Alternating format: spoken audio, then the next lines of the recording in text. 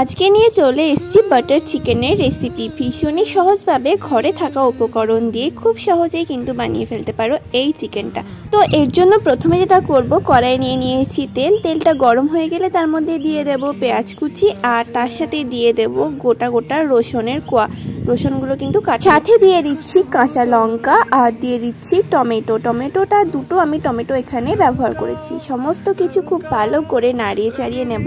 পেঁয়াজ টমেটো সমস্ত কিছু একটু নরম নরম হয়ে যাবে, আর তারপর আমি দিয়ে দিচ্ছি কাজু, গোটা কাজু। কাজুটা দিয়েও আমি আবারও খুব ভালো করে ওই 2 থেকে 3 মিনিট মতো নাড়াচাড়া করে নেব। যখন পেঁয়াজটা টমেটোটা একদম নরম নরম হয়ে যাবে, তখন আমি গ্যাসটা অফ করে দেবো, আর এটা নামিয়ে নেব। আর এটাকে ঠান্ডা করে আমি এটা মিক্সিতে একটা পেস্ট বানিয়ে নেব। এরপর আবারও কড়াইতে দিয়ে দেব বাটার। বাটারটা ভালো করে মেল্ট হয়ে গেলে তারপরে আমি দিয়ে দেব চিকেনগুলো আমি ম্যারিনেট করে রেখে দিয়েছিলাম। কী দিয়ে ম্যারিনেট করেছি চলো তোমাদের সাথে সেটা বলি। চিকেনের মধ্যে ওই আদা রসুন পেঁয়াজ, নুন, লঙ্কার গুঁড়ো, হলুদ গুঁড়ো, টক দই এইসব দিয়ে ম্যারিনেট করে আমি রেখে দিয়েছিলাম। আর সেই চিকেনটা এভাবে ভেজে নিচ্ছি। আর ভাজা হয়ে গেলে স্মোকি ভাব আনার জন্য একটু কাঠকয়লা দিয়ে ওইভাবে স্মোকি ভাব নিয়ে চলে এলাম।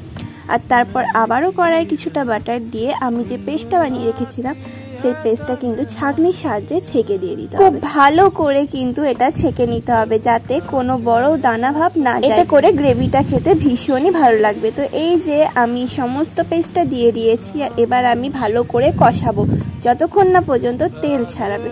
আর এখানে আমি কিছু মশলা অ্যাড করব।